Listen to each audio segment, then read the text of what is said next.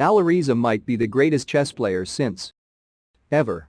He became the youngest 2800 rated player in the history of chess after a stockfish-like performance at the Grand Swiss tournament.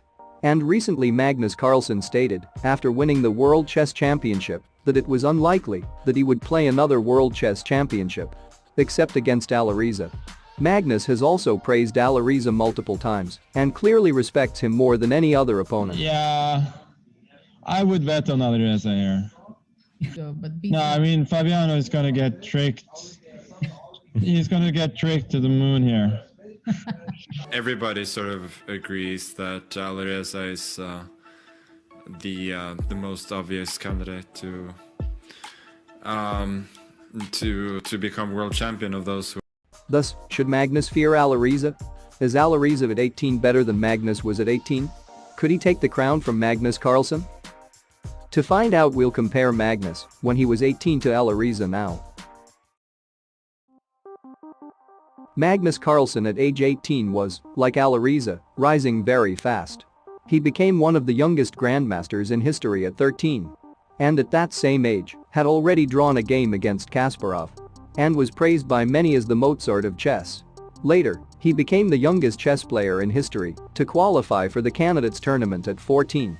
By the time Magnus was 18, the same age as Alireza is today, he was ranked number 3 in the world with a rating of 2770. About 30 points lower than Alireza's rating today. He then reached a 2800 rating a few months after Alireza, right before turning 19.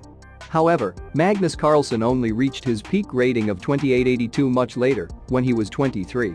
So Magnus was still far from his prime at 18.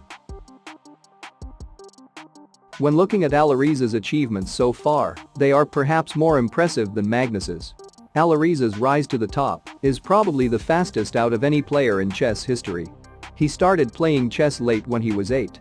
However, he quickly rose, becoming a grandmaster at only 14. Then, at 16, he became the youngest chess player in history to reach the rating of 2700. But his rise did not stop there.